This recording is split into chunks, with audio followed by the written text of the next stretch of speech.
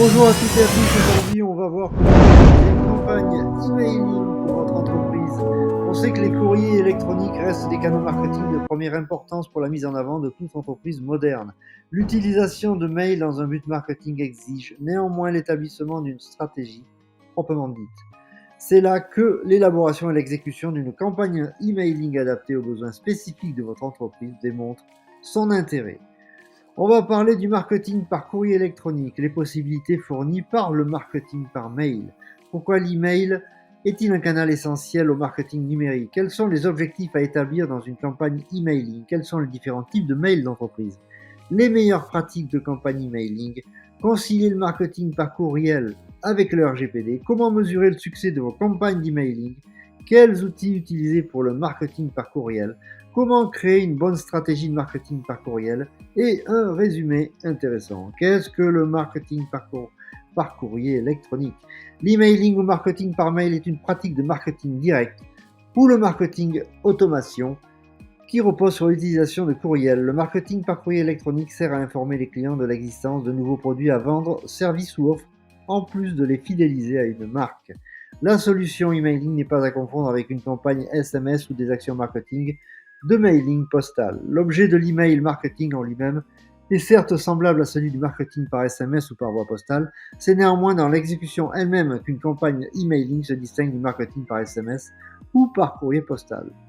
Les messages conçus dans le cadre d'une campagne emailing sont destinés à être reçus dans une boîte mail. Les SMS commerciaux sont quant à eux conçus pour être reçus sur l'application SMS d'un appareil mobile.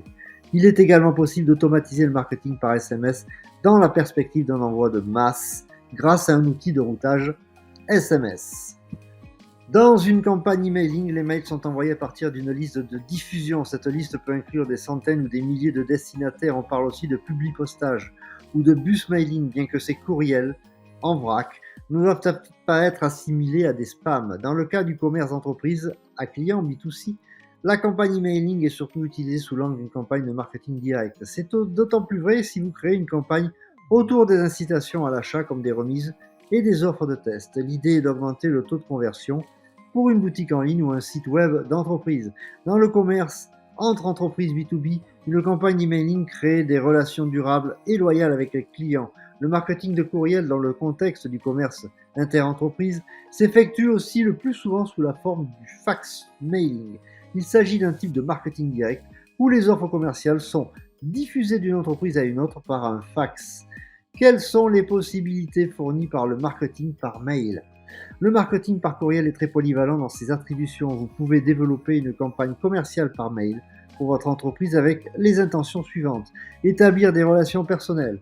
Les campagnes de mailing personnalisées tendent à renforcer la fidélité des clients envers une marque. Accroître la notoriété de la marque. Les mails sont une solution de marketing pour rappeler aux clients potentiels l'existence de votre marque et de vos produits au bon moment. Faire un mailing dans l'optique du marketing de contenu.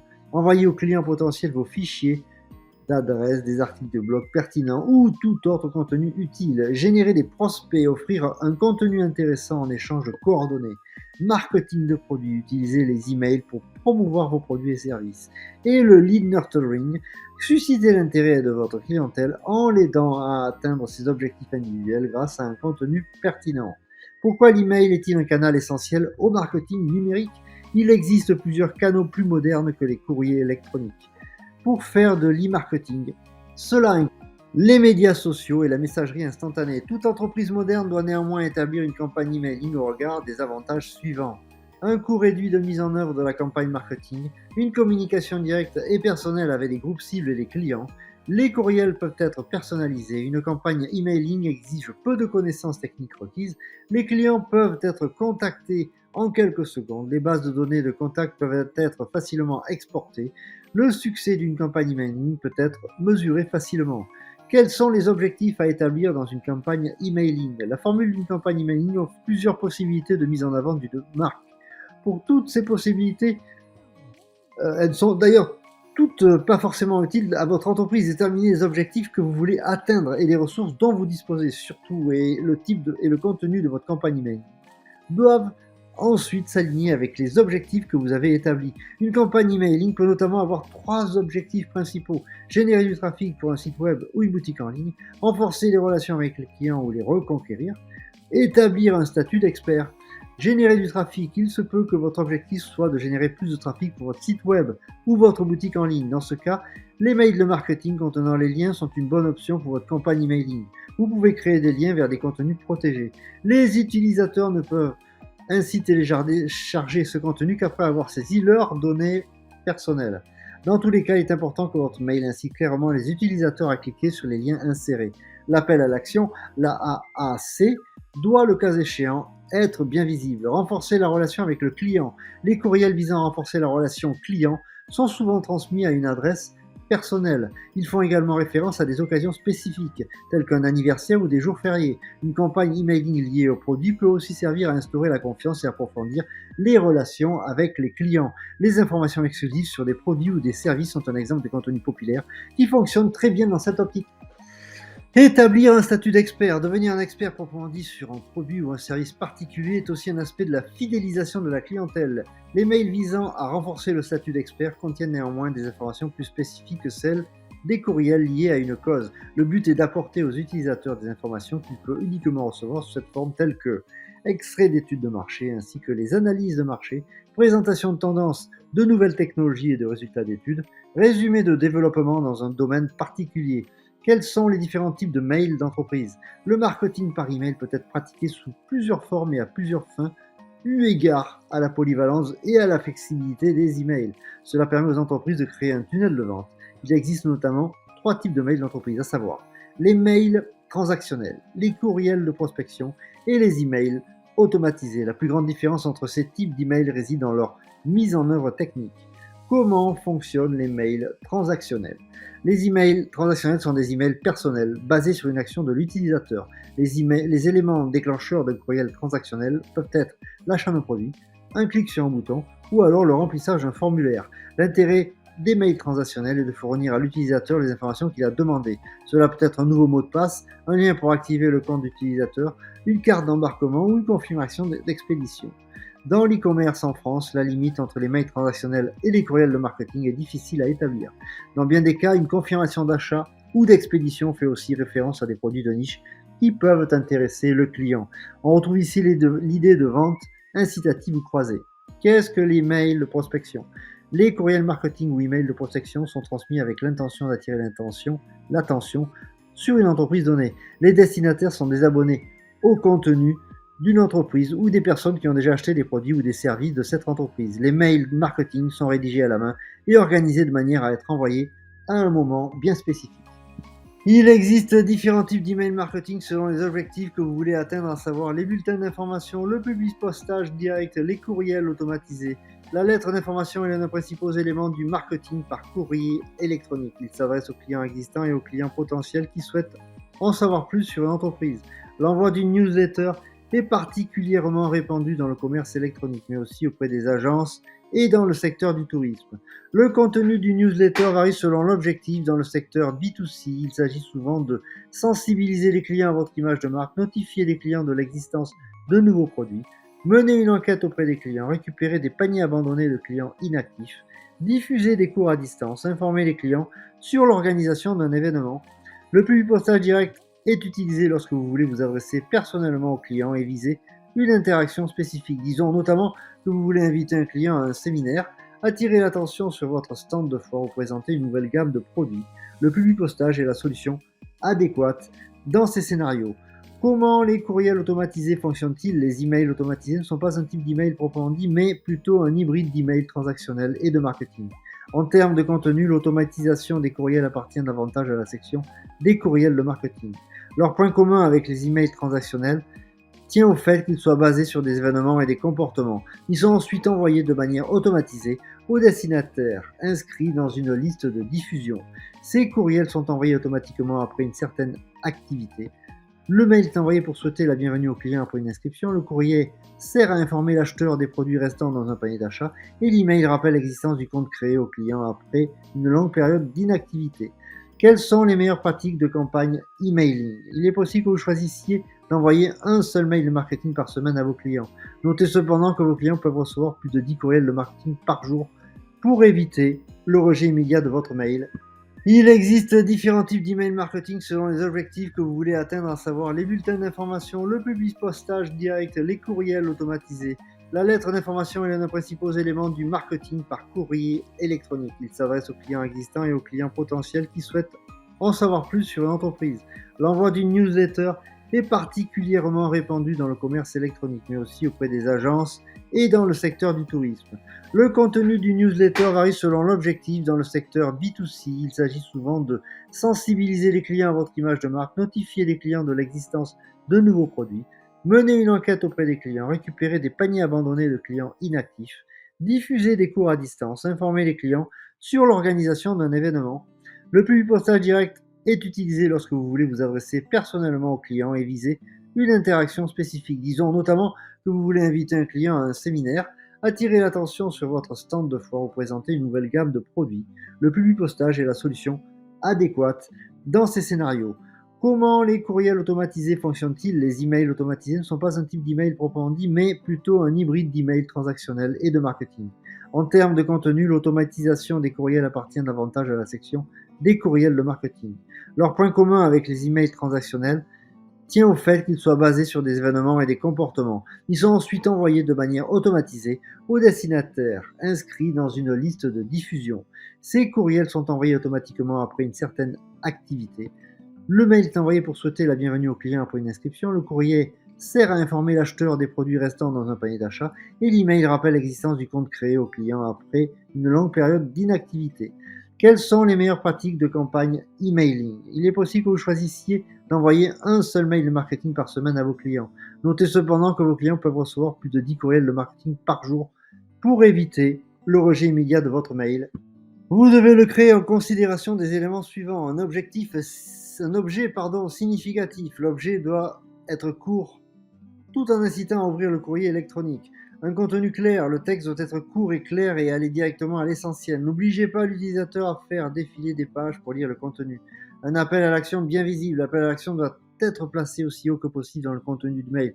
Il doit aussi être idéalement présenté dans une couleur contrastée. De bonnes images. Les images ou les graphiques doivent correspondre à votre marque et au thème de l'email. Faites attention à la résolution et au temps de chargement associé.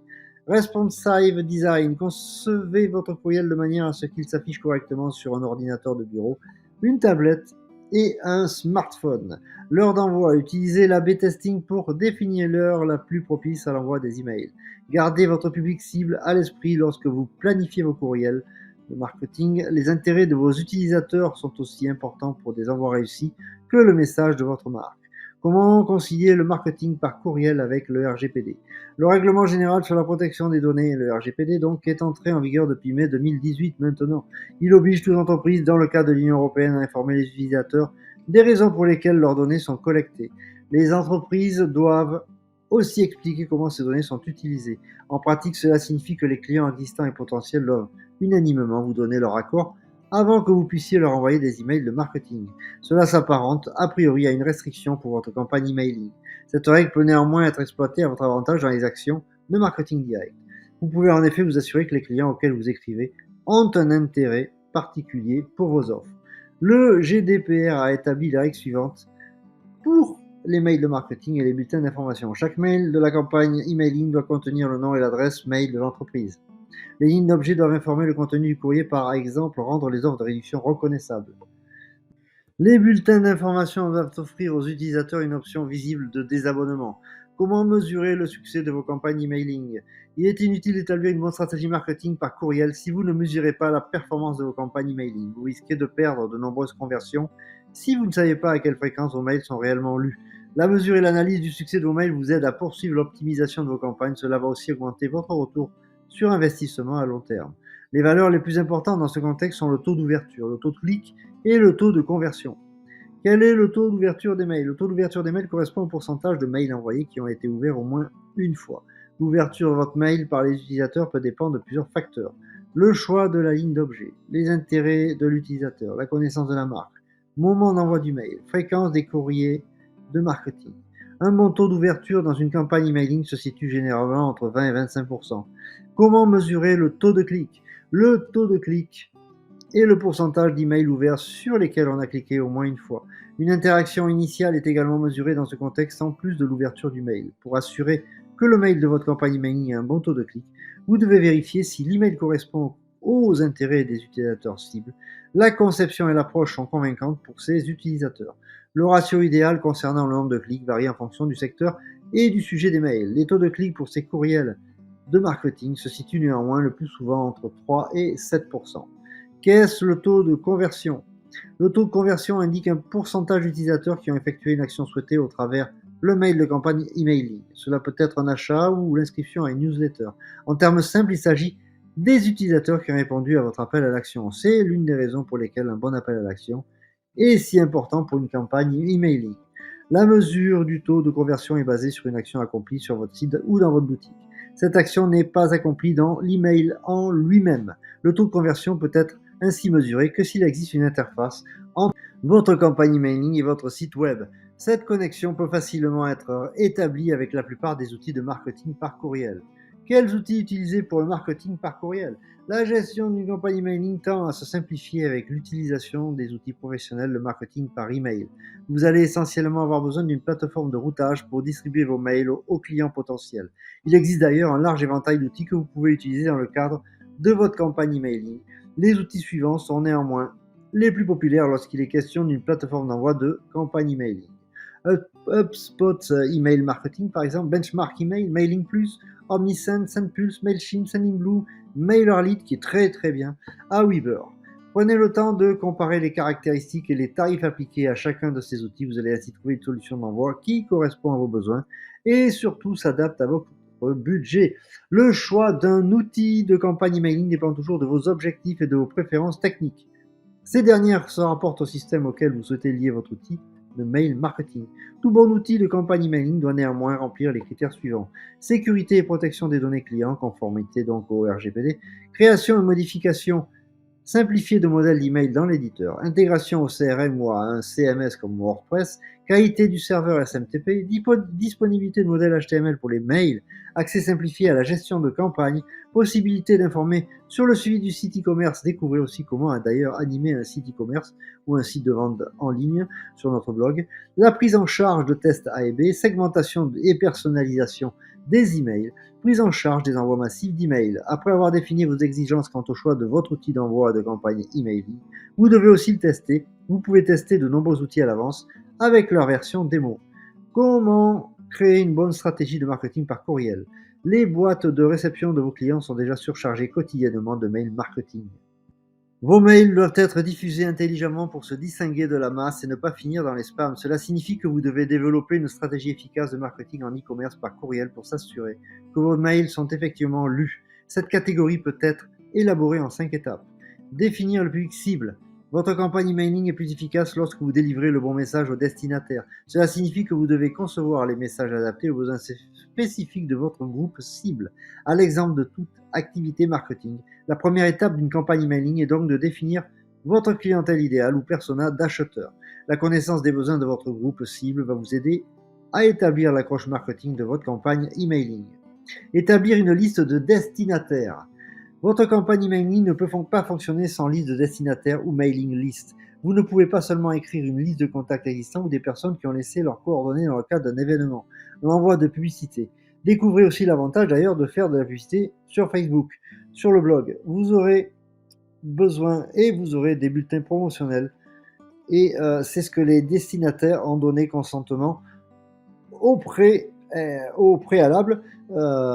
Et dans ce cas-là, vous pouvez envoyer le mail. Voilà, ça c'est toujours dans le cadre du RGPD. Ce consentement peut être obtenu à travers le processus de commande ou l'inscription à une newsletter via un formulaire d'inscription. L'importation de contacts existants, et notamment à partir d'une liste Excel, est plus compliquée à mettre en œuvre. Vous ne risquez rien si les utilisateurs reçoivent aussi un email de confirmation avant l'envoi de la première newsletter. C'est d'autant plus vrai sans le cas où vous avez obtenu, le cas échéant, la déclaration de consentement nécessaire.